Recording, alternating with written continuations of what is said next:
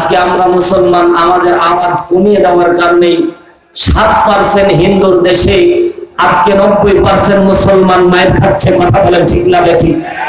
জোরে বলতে হবে, মুসলমান আর ঘুমিয়ে থাকার সময় নাই। 5 আগস্টের স্বাধীনের পরেও যদি আবার মুসলমান আবারও রক্ত দেওয়া লাগে, বুঝতে হবে আগামীর দিন খুব ভয়াবহ। যেদিন আমাদের সামনে আসতেছে, মুসলমান খেয়াল করতে হবে, লাশের পর লাশ আসবে, মুসলমানদের রক্তে বাংলাদেশ বেঁচে যাবে। ইন্ডিয়ার সেই স্বৈরাচারী শাসকেরা আবারও এসে বাংলাদেশ শাসন করবে। কথা বলে ঠিক কিনা?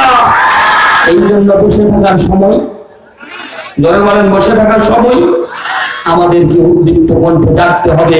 মুসলমানের রক্ত যে বাংলার ভূমিতে পড়েছে, ওই বাংলার ভূমিতে শাহাদাতের নজরানা যে বাংলার ভূমিতে পড়েছে, ওই বাংলার ভূমিতে কোন নাস্তিকদের ঠাঁই হবে না। কথা বলেন ঠিক কিনা? আমার তো মনে হচ্ছে, আমার মনে হচ্ছে যে আমাদের সাবেক প্রধানমন্ত্রীকে আমরা মনে হয় ছেড়ে দিয়েই ভুল করেছিলাম। কথা বলেন না কেন? কারণ তিনি বিদেশের মাটিতে বসে, মামার বাড়িতে বসে বসে তিনি বাংলাদেশকে চক্রান্ত করে বাংলাদেশকে ইসকন নামের এক দলকে দিয়ে বাংলাদেশের এই সবুজ ভূখণ্ডকে রক্তে রঙিন করেছে। আমরা বলতে চাই, আজকের এই মাহফিল থেকে উদাত্ত আহ্বান জানাবো, বর্তমান যারা সরকারের দায়িত্বে আছে এই স্বৈরাচারী শাসককে অনলাইনে এসে বিচার করতে হবে। কথা বলেন ঠিক না বেটি? আমরা ছেড়ে দিতে চাই না, কারণ তার হাতের মধ্যে অসংখ্য ভাইয়ের রক্ত লেগে আছে। কথা আসতে বলেন, কথা আসতে বলেন। অসংখ্য মায়ের বুককে খালি করে দিয়ে আয়না ঘরের মতো আয়না ঘর তৈরি করে অসংখ্য যুবককে গুম করেছে, অসংখ্য যুবককে খুন করেছে। 1500 যুবকের জীবনের রক্তের বিনিময়ে দ্বিতীয় স্বাধীন বাংলায় আমরা আর উশৃঙ্খলা দেখতে চাই না। যদি ইসকন মাথা চারা দিয়ে দাঁড়াই, মাথা কেটে নেব। মুসলমান রাজি আছি কে কে? তুই হাত তুলে আল্লাহকে দেখাই।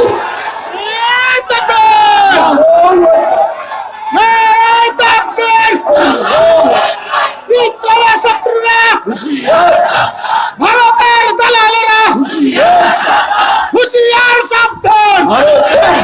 এখনো যারা নিস্তব্ধ থাকবে, ভাই 7% হিন্দুর দেশে আপনি খেয়াল করেছেন বিগত 16 বছর, খেয়াল করেন বর্তমান এই যে একটা দুর্গা পূজা গেল, কিন্তু গতবার দুর্গা পূজার সময় আমাদের এই সমাজের ভিতরে আমরা খেয়াল করে দেখেছিলাম যে দুর্গা পূজার সময় তারা মাইক পর্যন্ত বন্ধ করে নাই। কথা জোরে বলেন ঠিক না বেঠিক?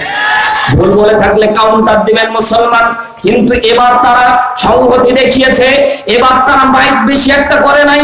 দুর্গা পূজা হাইরে জাঁকজমকপূর্ণ আয়োজন হতো, 1 সপ্তাহ ধরে ডেক সেট বাজানো, এবার ডেক সেটই বাজায় নাই। কথা কন না কেন? ওই যে পকেট থেকে টাকা লেগেছে এবার, এজন্য এবার আয়োজন হয় নাই। যখন দাদার বাড়ি থেকে টাকা আসতো, তখন তারা মুখ ফুলিয়ে মুসলমানদের নামাজের সময় পর্যন্ত তারা আজানকে বন্ধ করে দিয়ে তারা গান বাজিয়েছিল। কথা বলেন ঠিক না বেটি? মুসলমান বুঝতে হবে, তাদের চাহিদাকে বুঝতে হবে। 7% হিন্দুর দেশে যদি মুসলমান মাথা নিচু করে থাকা লাগে, আল্লাহর কসম করে বলি, এমন মুসলমান আল্লাহর কাছে কোনো দাম নাই। কথা বলেন না কেন? আজকে এই দেখেন বর্তমান সময় ইসকন যেভাবে মাথা চারা দিয়ে জাগিয়েছে, একটার পর একটা ইস্যুকে দাঁড় করিয়ে বাংলাদেশকে উত্তপ্ত করে দেওয়ার চেষ্টা করা হচ্ছে। মুসলমান আমরা আজকে গুরাঙ্গার মুসলমানরা দীপ্ত শপথ নিব, আগামীর দিন কোরআনের দিন, আগামীর বিজয় কোরআনের বিজয়। যদি জীবন দেওয়া লাগে আবু সাইদের মতো আমরা ওদের তাজা রক্ত জমিনে ফেলে দেব। দীপ্ত শপথ নেওয়া লাগবে, বাতিল কোন শক্তিকে আমরা দেখতে চাই না। আগামীর দিন কোরআনের দিন, আগামীর বিজয় কোরআনের বিজয়। এই বিজয় রক্ষা করার জন্য যদি জীবন দেওয়ার প্রয়োজন হয়, কে কে রাজি আছে? দুই হাত তুলে আল্লাহকে দেখাই। ইল্লাহি তাকবীর। যে সকল ভাইরা দাঁড়িয়ে আছেন, কি সার্কাস দেখতেছেন নাকি? যদি মনটা চাই বসবেন, নাইলে চলে যাওয়া লাগবে। এখানে দাঁড়িয়ে থাকার সুযোগ নাই। কথা বলেন ঠিক না বেঠিক? কারণ আমাদের রক্ত খরণ হচ্ছে মুসলমান। এক আলিফের রক্ত, শুধুমাত্র আলিফের রক্ত দেখলে হবে না, মনে করতে হবে এক মুসলমানের রক্ত যে ভূমিতে ঝরেছে, ওই ভূমিতে দীপ্ত শপথ নিয়ে কোরআন কায়েম করাই লাগবে। কথা বলেন ঠিক না বেঠিক? সম্মানিত ভাইয়েরা আমার, অনেকেই বলবেন হুজুর এত নির্যাতনের শিকার আপনারা হন, এত কষ্ট আপনাদের, সবাইকে বাদ দিয়ে জঙ্গিবাদ বলে আপনাদেরকে গালি দেওয়া হয়, এত কিছু হয়। আল্লাহ রাব্বুল আলামিন আসমান থেকে আমাদের মাথার উপর হাতটা বুলিয়ে দিয়ে ডাকতে বলছেন, ইমানদার যারা হবে তাদেরকে আমি আল্লাহ পরীক্ষা করব, ইমানদার যারা হবে তাদেরকে আমি আল্লাহ পরীক্ষা করব, যারা জান্নাতি হবে তাদেরকে আমি আল্লাহ পরীক্ষা করব। জোরে বলেন আল্লাহু আকবার। তার মানে বোঝা গেল মুসলমান ইমানদার বান্দারা, পর্দা নিশি আমার মা বোনেরা গভীর মনোযোগ দেন। আল্লাহ রাব্বুল আলামিন ডাক দিয়ে আজ থেকে ১৫০০ বছর পূর্বে আল্লাহ রাব্বুল আলামিন কোরআনুল কারীম নাযিল করে গোটা বিশ্ববাসীকে জানায় দেয়, বিশ্বের মুসলমানরা শুনে নাও, আল্লাহ রাব্বুল আলামিন তোমাদেরকে পরীক্ষা করবে, যারা ঈমানদার হবে তাদের পরীক্ষা হবে, মুনাফিকদের কোনো পরীক্ষা হয় না। কথা বলেন ঠিক কি না? এই জন্য তো অনেক নামাজি খুঁজে পাওয়া যায়, অনেক রোজাদার খুঁজে পাওয়া যায়, অনেক হাজীকে আমরা খুঁজে পেয়েছি, তারা বলে আমরা নামাজ পড়ি, রোজা করি, হজ করি, যাকাত করি, কোন রকম তো আমাদের সমস্যা হয় না। আমি বলতে চাই সমস্যা হবে ইমানদারদের, বেঈমানদের কোনোদিন সমস্যা হয় না। কথা বলেন ঠিক কি না? আল্লাহ রাব্বুল আলামিন বিশ্বনবী সাল্লাল্লাহু আলাইহি ওয়াসাল্লাম যখন মক্কার মধ্যে দিনের দাওয়াতি কার্যক্রম চালু করে দিয়েছিলেন, মুসলমান জিজ্ঞাসা করতে চাই, আল্লাহর নবীর উপর নির্যাতন কম ছিল না বেশি? আসতে বলবেন না, জোরে বলেন কম না বেশি? আপনার আমার উপর কত নির্যাতন এসেছে ভাই। আল্লাহ রাসূল সাল্লাল্লাহু আলাইহি ওয়াসাল্লামের উপরে ডাইরেক্ট কাফের মুশরিকরা তাকে হত্যার চক্রান্ত পর্যন্ত করেছিল। কথা বলেন ঠিক কি না? বিশ্বনবীকে মারার জন্য চিন্তা ধারা করেছিল। দারুন নদওয়া বৈঠক, বর্তমান পার্লামেন্ট যেমন করে তদানীন্তন সময়ে মক্কার সময়ে পার্লামেন্ট গঠন হলো দারুন নদওয়া, সেই সময়ের পার্লামেন্টের নাম দারুন নদওয়া। বৈঠকের মধ্যে সভাপতি আবু জেহেল বসে গেল, আবু লাহাব বসে গেল, উতবা বসে গেল, সাইবা বসে গেল, মুগিরা বসে গেল। দারুন নদওয়া বৈঠকের মধ্যে সিদ্ধান্ত গ্রহণ করলাম আমরা কি করব, দিন বাঁচানো লাগবে। তারাও বিশ্বাস করতো আমরা একদিনের ভিতরে আছি, কারণ যারা বাতিল পন্থী তারাও মনে করে আমরা ভালো কাজ করি। কথা বলেন ঠিক কিনা? কথা বলেন না কেন? তারাও মনে করে আমরা ভালো কাজ করতেছি, কিন্তু না না না, আল্লাহ যাদেরকে ভালো বলে, আল্লাহ রাব্বুল আলামিন যেই দলটাকে পছন্দ করে সেই দলটা কেবলমাত্র পরকালীন নাজাত পাবে, পরকালীন জান্নাতের দিকে চলে যাবে।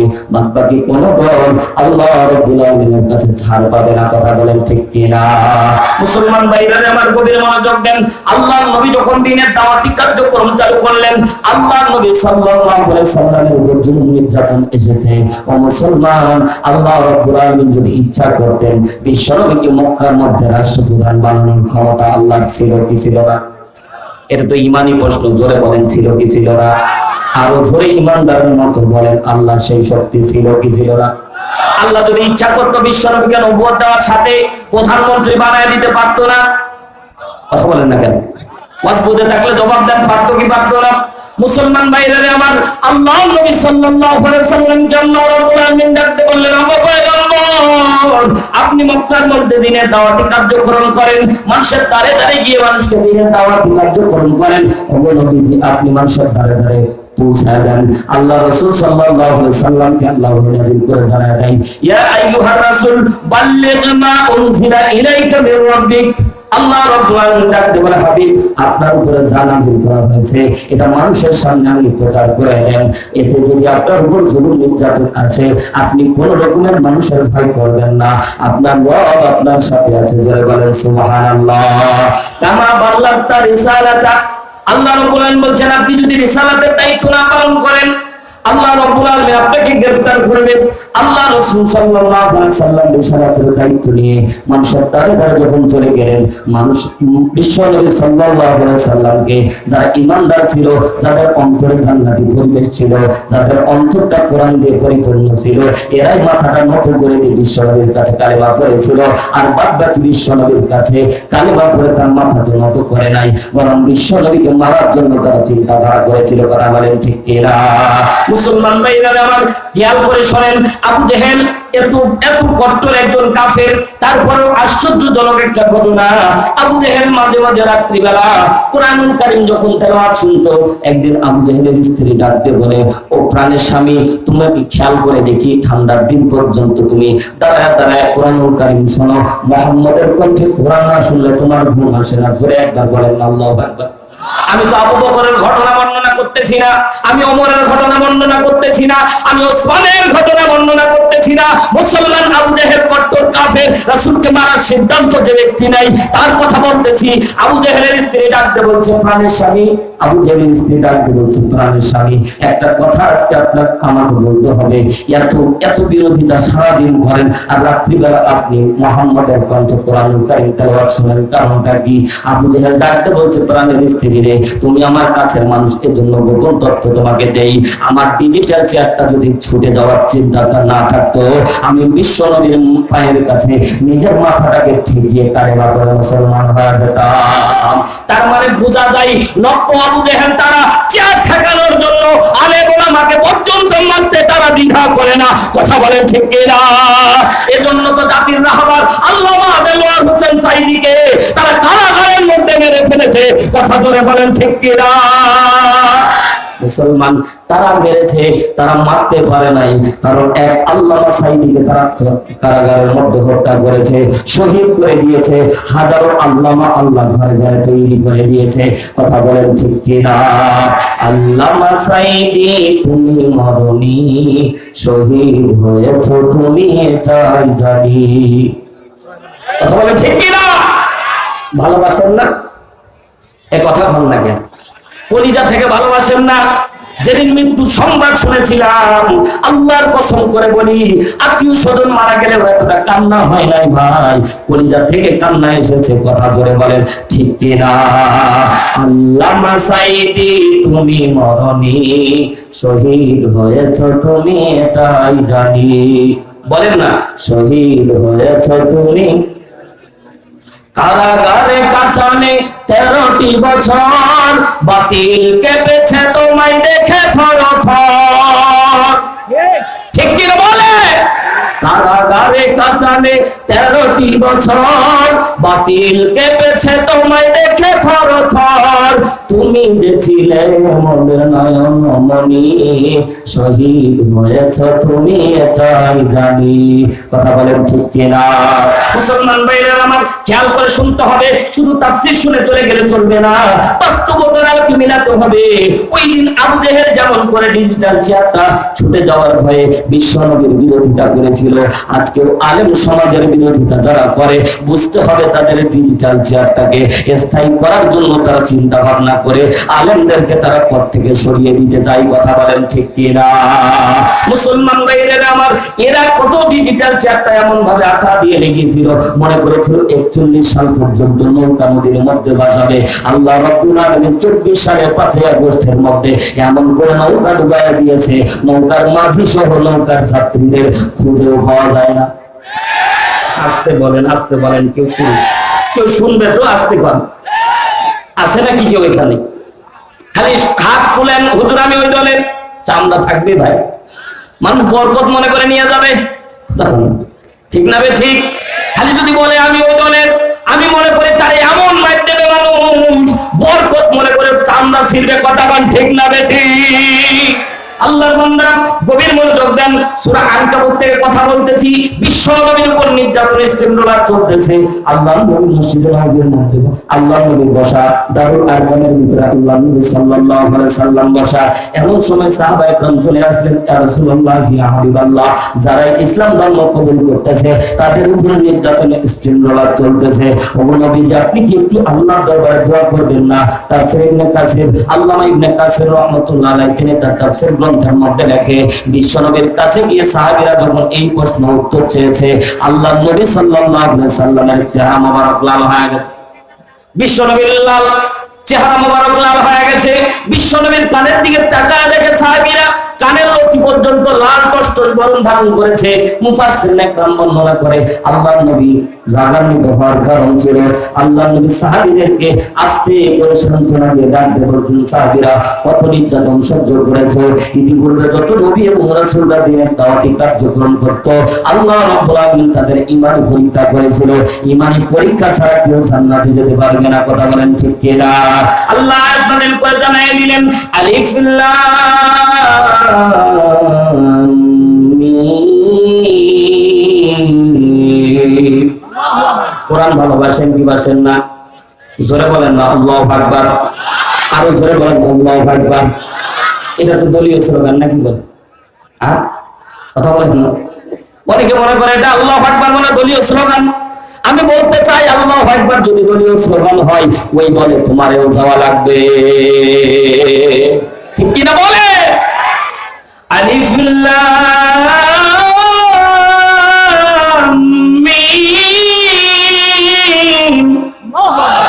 আল্লাহ রাব্বুল আলামিন প্রথমে কোড নাযিল করে জানাই দিলেন, আল্লাহ রাব্বুল আলামিন কোরআনুল কারীমের অনেকগুলি মুজিজার ভিতরে আলিফ লাম মিম, আলিফ লাম রা, আলিফ লাম সাদ এইরকম হরফে মুকাত্তারাত যে শব্দগুলি আল্লাহ রাব্বুল আলামিন বিচ্ছিন্ন শব্দগুলি দান করেছে, আল্লাহ রাব্বুল আলামিন বলেন এগুলো আমি আল্লাহ রাব্বুল আলামিন চ্যালেঞ্জ রূপে দান করেছি, যাতে কেউ বলতে না পারে এই কোরআনটা মানব রচিত গ্রন্থ। এই কোরআনটা কেবলমাত্র আমি আল্লাহর পক্ষ থেকে। জোরে বলেন সুবহানাল্লাহ। এটা হচ্ছে মুজিজা, কমপ্লিট একটি মুজিজার নাম কোরআন। আল্লাহ রাব্বুল আলামিন যতগুলো পয়গম্বর দুনিয়ার মধ্যে পাঠিয়েছিলেন, পয়গম্বররা দুনিয়া থেকে বিদায় নেওয়ার সাথে সাথে মুজিজা চলে গিয়েছিল, কিন্তু বিশ্বনবীর মুজিজা কিয়ামত পর্যন্ত আল্লাহ নির্ধারিত করে দিয়ে কোরআনুল কারীম তাকে দান করে দিয়েছে। জোরে একবার বলেন না আল্লাহু আকবার। বিশ্বনবী আমার মাঝে মাঝে চিন্তা করতেন, ও মালিক আল্লাহ, কালামুল্লাহ যাকে বলা হয় কালিমুল্লাহ, মুসা কালিমুল্লাহ আল্লাহর সাথে কথা বলতো। সূরা নিসা 63 নম্বর আয়াতে শেষ অংশে আল্লাহ রাব্বুল আলামিন ডাকতে বলে ওয়া কাল্লামাল্লাহু মুসা তাকলিমা, মুসা সরাসরি আল্লাহর সাথে কথা বলতো। জোরে বলেন না আল্লাহু আকবার। বিশ্বনবী একদিন বলতেছেন, আল্লাহ মুসা আলাইহিস সালাতু ওয়াস সালাম, আল্লাহ তোমার সাথে কথা বলতে পারতো, আমরা কি তোমার সাথে কথা বলতে পারবো না? আমার উম্মতরা কি তোমার সাথে কথা বলতে পারবে না? আল্লাহ রাব্বুল আলামিন ডাকতে বলেন, ও পয়গম্বর, আমি আপনার উপরে যে কালাম নাযিল করেছি এটা হচ্ছে কালামুল্লাহ, আর ওটা হচ্ছে মুসা কালিমুল্লাহ, আর এটা হচ্ছে কালামুল্লাহ। সরাসরি আমি আল্লাহর সাথে তোমাদের কথা বলার মাধ্যম হচ্ছে কোরআন। জোরে একবার মুসলমানের মতো বলেন না আল্লাহু আকবার। কোরআন পড়লে কথা হয় কার সাথে? জোরে বলেন। কোরআন পড়লে কথা হয় কার সাথে? সরাসরি কানেক্ট আল্লাহ রাব্বুল আলামিনের সাথে। মুসলমান ভাই জানে আমার, আল্লাহ রাব্বুল আলামিন আয়াত নাযিল করে 2 নম্বর আয়াত নাযিল করে জানায় দিলেন, আহাসিবান নাসু আইয়ুতরাকু আইয়াকুলু আমান্না ওয়া হুম লা ইফতানুন। আল্লাহ রাব্বুল আলামিন বলছেন, আহাসিবান নাস ওয়া ইউতরাকু ওয়া ইয়াকুলু আমান্না ওয়া হুম লা ইফতানুন। শুধুমাত্র মুখ দিয়ে স্বীকার করবা অন্য আমি আল্লাহ ছেড়ে দেব, এমনটা হবে না। আমি আল্লাহ পরীক্ষা করব ইমানের ভালো থেকে ইমানদার আর কে বেঈমান, এটা আমি আল্লাহ পরীক্ষা করতে চাই। জোরে একবার বলেন আল্লাহু আকবার। আল্লাহ রাব্বুল আলামিন কি বোঝে না কারা ইমানদার আর কারা বেঈমান? কথা বলেন না। আল্লাহ কি বোঝে না কারা ইমানদার আর কারা বেঈমান? সাধারণ দুনিয়ার মানুষ যদি সিম্পটম দেখে চিনতে পারে। ও আল্লাহর বান্দার একটা উদাহরণ দিলে আপনারা বুঝতে পারবেন। খেয়াল করে শোনেন, আগেকার দিনে যখন গ্রামগঞ্জের ভিতরে পুষ্করিণী হতো, ছোট ছোট জায়গা হতো, খেয়াল করে দেখবেন ব্যাঙের বাচ্চা আর মাগুর মাছের বাচ্চা একই কালার, ঠিক না ভাই? ঠিক, জোরে বলতে হবে, মুরব্বীরা চিনতে পারবে। এই জেনারেশন কিন্তু খুঁজে পাওয়া যায় না। এখন এক বাচ্চা স্কুল থেকে ফেরার পথে রাস্তার পাশে এসে দেখতেছে একটা ছোট্ট পুষ্করিণীর ভিতরে ছোট্ট একটা জায়গার মধ্যে দেখছে বিশাল, মনে করেছে মাগুর মাছের বাচ্চা, আসলে ওগুলো মাগুর মাছের বাচ্চা ছিল না, সব ব্যাঙের বাচ্চা। সারাদিন কষ্ট করে ব্যাঙের বাচ্চাগুলিকে ধরে বাড়ির মধ্যে যাচ্ছে।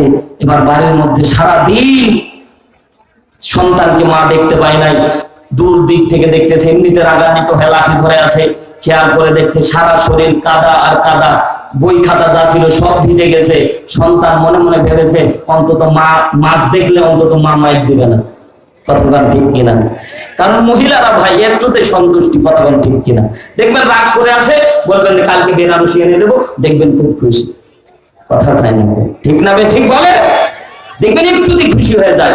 দূর থেকে সন্তান বুঝতে পেরেছে মা মাইক দিবে, দূর থেকে বলছে মা আমার মাইক দিও না মা, আমি সময় নষ্ট করিনি মা, আমি কিন্তু মাগুর মাছের বাচ্চা ধরে এনেছি, এটা রান্না করো। মা কিন্তু খুব খুশি, লাঠি ফেলে দিয়ে দেখতেছে এই যে পাতির, খেয়াল করে দেখতেছে কাপড়ের মধ্যে, গেঞ্জির মধ্যে, ওগুলো খেয়াল করে দেখতেছে একটাও মাগুর মাছের বাচ্চা না, সব ব্যাঙের বাচ্চা। বলেন দেখি, আগে যতটুকু রাগ ছিল এবার রাগের পরিমাণ কমবে না বাড়বে? এবার রাগের পরিমাণ আরো দ্বিগুণ। এবার মারার জন্য যখন দৌড় দিয়েছে, পিছন থেকে ছোট্ট বাচ্চা দৌড় মেরেছে, সাথে বাবার সাথে দেখা হাইড্রোলিক ব্রেক। বাবা ডাক দিয়ে বলছে, এই পিচ্ছি, এত জোরে দৌড়াস কেন? কয় বাবা দেখো কত সুন্দর করে মাগুর মাছের বাচ্চা ধরে আনলাম, আর মা আমাকে বলতেছে এই ব্যাঙের বাচ্চা। দেখো তো আমার মা কি বলে, সাথে খুলে দেখতেছি একটাও মাগুর মাছের বাচ্চা না, সব ব্যাঙের বাচ্চা। কথা বলেন ঠিক না বেঠিক? সম্মানিত ভাই আমার, হাসির ঘোরার দেয় নেই। ব্যাঙের বাচ্চা যদি সারাদিন কিউরিফাই করে, ব্যাঙের বাচ্চা যদি সারা জীবন কিউরিফাই করেন, কোনদিন মাগুর মাছের বাচ্চা যেমন করে হবে না।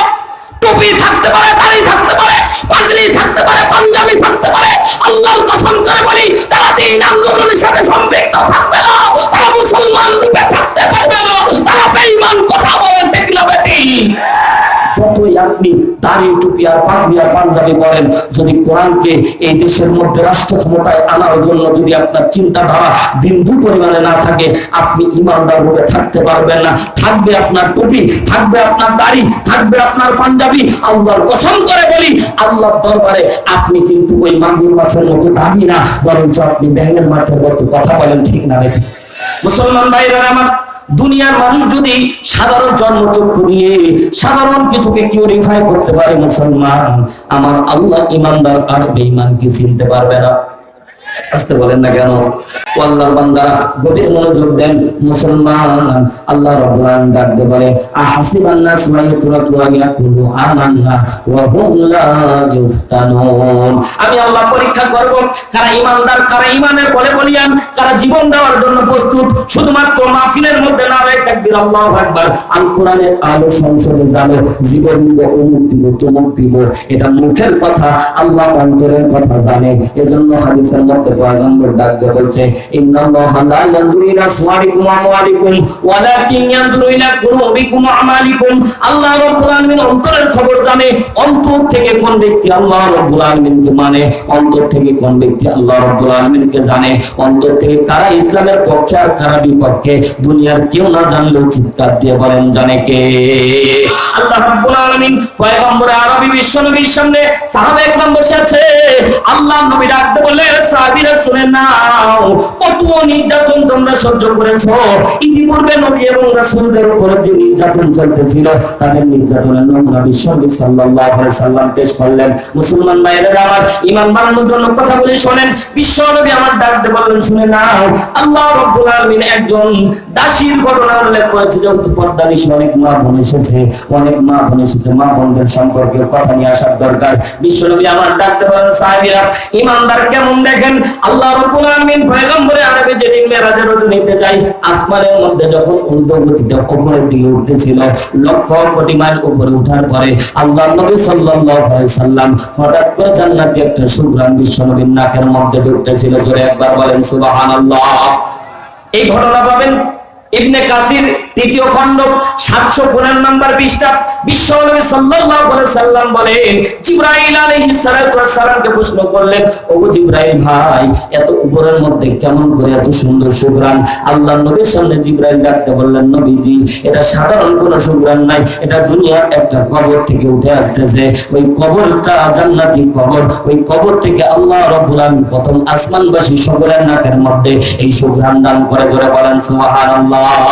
বিশ্বনবী কিউরিসিটি বেড়ে গেল, কি বলো জিবরাইল, কোন আমল করার কারণে এত সুন্দর জান্নাতি সুঘ্রাণ প্রথম আসমান ব্যাপী সমস্ত মানুষজন, সমস্ত ফেরেশতারা, সমস্ত কিছু এত সুন্দর সুঘ্রাণ পায়? বলো বলো, কোন আমল আমার উম্মতের জন্য সেটা করতে বলবো। বিশ্বনবী সাল্লাল্লাহু আলাইহি সাল্লামের সামনে জিবরাইল ডাকতে বললেন, নবীজি, আপনি তো চিত্র দেখেন নাই, আমি জিবরাইল চিত্র দেখেছি। জোরে একবার বলেন না আল্লাহু আকবার, আরো জোরে বলেন আল্লাহু আকবার। জিবরাইল বলছেন, ইয়া রাসূলুল্লাহ, ফেরাউনের ঘরে একজন দাসী ছিল, নাম তার মাসেদা। আল্লাহর বান্দারা, এই ঘটনা আপনাদের জানা, জাস্ট ঈমান বাড়ানোর জন্য, আপনাদের বোঝানোর জন্য বলতেছি। মাসেদা যখন মুসার উপরে ঈমান আনলো, মাসেদা যখন মুসার উপরে ঈমান আনলো, নবী হারুন আলাইহিস সালাতু ওয়াস সালামের উপরে ঈমান আনলো, রব্বে কাবা আল্লাহর দিকে ঈমান আনলো, সাথে সাথে ফেরাউন টের পাওয়ার পরে ফেরাউন বলতেছে, আমার ঘরে বসবাস করো, আর তুমি ঈমান আনো নবী মুসার উপরে, ঈমান আনো তুমি আল্লাহর উপরে, তোমার জীবনটা আমি নষ্ট করে দেব। এ মাসেদা ডাকতে বলল, ফেরাউন ডাকতে বলল, মাসেদা রে, তোমার অনেক বেশি আমি ভালোবাসি, তুমি আনুগত্যশীল একজন মহিলা, তুমি আমার আমার বাড়ির মধ্যে কাজ করো, আজকে তোমার একটা প্রাসাদ তৈরি করে দেব। মাছেদা ডাকতে বলছে জীবন দেব, তবু জীবন দিয়ে দেব, তবু তোমাকে রব হিসেবে মানবো না। রব হিসেবে আমাদের একমাত্র রব যিনি, তিনি কে? আল্লাহ রাব্বুল আলামিন বলেন হুয়াল হাইয়্যু লা ইলাহা ইল্লা হুয়া ফাদউহু মুখলিসিনা লাহুদ্দিন আলহামদুলিল্লাহি রাব্বিল আলামিন। আল্লাহ ডাকতে বলছে হুয়াল হাইয়্যু, তিনি চিরঞ্জীব। জোরে বলেন কে? হুয়াল হাইয়্যু। এই জায়গা হাইয়্যু শব্দের ফাইল হচ্ছে আল্লাহ। আল্লাহ রাব্বুল আলামিন ডাকতে বলছেন ওয়াল হাইয়্যু, আমি আল্লাহ চিরঞ্জীব। লা ইলাহা ইল্লা হুয়া, আমি আল্লাহ ছাড়া কোনো ইলাহ নাই। ফাদউহু, ইবাদত করো আমি আল্লাহর, দাসত্ব করো আমি আল্লাহর, গোলামি করো আমি আল্লাহর। মুখলিসিনা লাহুদ্দিন, খালেস নিয়তে দিনের ভিতরে ঢুকে পড়ো। আলহামদুলিল্লাহি রাব্বিল আলামিন, কারণ পৃথিবীর যিনি প্রতিপালক, চিৎকার দিয়ে বলেন তিনি কে? কুল্লু শাইইন হালিক, সবকিছু ধ্বংস হয়ে যাবে, ইল্লা ওয়াজহাহু, শুধুমাত্র তিনি থেকে থাকবেন। চিল্লায়া বলেন তো কে? কুল্লু মান আলাইহা ফান ওয়া ইয়াবকা ওয়াজহু রাব্বিকা যুল জালালি ওয়াল ইকরাম। জোরে বলেন না আল্লাহু আকবার। সব কিছু ধ্বংস হয়ে যাবে, একমাত্র যিনি টিকে থাকবেন, চিৎকার দিয়ে বলেন তিনি কে? আরো জোরে চিৎকার দিয়ে বলেন না তিনি কে? এক আঙুল আকাশের দিকে উঁচু করে বলেন তিনি কে? জোরে বলেন, আরো জোরে। শক্তি নাই, আল্লাহ বলতে কষ্ট লাগতেছে। সম্মানিত ভাইয়ার আমার, এজন্য বলতে চাই দ্বীন আন্দোলনের পক্ষে থাকা লাগবে। আল্লাহ রাব্বুল আলামিনকে রব হিসেবে গ্রহণ করা লাগবে। আল্লাহকে রব হিসেবে গ্রহণ করার পরে যদি জীবন চলে যায়, আল্লাহর রাস্তায় জীবন দেওয়ার দরকার আছে না নাই? জীবন বাঁচানোর ফরজ কোন জায়গায় পাওয়া যায় না, জীবন দেওয়া ফরজ। কথা বলেন ঠিক না বেঠিক? মুমিন তো কখনো মাথা নত করে না, শুকনা যত বাধা বিপদ। বলে আল্লাহু আকবার। সম্মানিত ভাইরা আমার, গভীর মনোযোগ দেন। দিন ইসলামের পক্ষে থাকলে আল্লাহ রাব্বুল আলামিন শ্রোতার সাহায্যকারী, একমাত্র আল্লাহ রাব্বুল আলামিন আপনার সাহায্যকারী হবেন। মুসলমান আল্লাহ রাব্বুল আলামিনের পক্ষে যারা থাকবে, আল্লাহর পক্ষে যারা থাকবে, আল্লাহ তাদের হয়ে যাবে। জোরে একবার বলেন না আল্লাহু আকবার। আর জোরে চিৎকার দিয়ে বলেন না আল্লাহু আকবার। দিন আন্দোলন করতে গিয়ে জুলুম আসবে, নির্যাতন আসবে। আল্লাহ রাব্বুল আলামিন যুগে যুগে নবী এবং রাসূলদেরকে ওই সূত্র দেখিয়ে দিয়েছে। মুসলমান এজন্য আমাদের দিন আন্দোলনের পক্ষেই থাকা লাগবে। যদি জীবন দেওয়ার প্রয়োজন হয় জীবন দেব, তবু বাতিলের কাছে কোনোদিন মাথা নত করব না। কথা বলেন ঠিক কিনা? আজকের এই মাহফিল থেকে দীপ্ত বাক্যে আজকে শপথ গ্রহণ করব, এই ইসকন বাংলার জমিনে মুসলমানদের রক্ত যারা ঝরিয়েছে, বাংলার জমিনে যতদিন পর্যন্ত তারা নিষিদ্ধ না হবে, ততদিন মুসলমান আমরা ঘরে ফিরে যাব না। যদি জীবন দেওয়ার প্রয়োজন হয়, কে কে রাজি আছি? তুই হাত তুলে আল্লাহকে দেখাই। আল্লাহ কবুল করুন। মেহমান চলে এসেছে, কথা হবে। আমি আপনাদের খেদমতে এসেছিলাম একটু দিনের দাওয়াত নিয়ে। যতটুকু কথা বললাম আল্লাহ রাব্বুল আলামিন কবুল করুন। আমাদের বিশেষ মেহমান চলে এসেছে, আমার কলিজার টুকরা বড় ভাই হযরত মাওলানা জাকারিয়া আমিনী সাহেব। তিনি কথা বলবেন, তারপরেই আমাদের প্রধান আকর্ষণ মাওলানা রফিকুল ইসলাম মাদানী সাহেব চলে আসবে। এজন্য এখনো যারা ঘুরে বেড়াচ্ছি তারা চলে আসি। যতটুকু কথা বললাম আল্লাহ রাব্বুল আলামিন সকলকে আমল করার তৌফিক দান করুন। বলেন আমিন।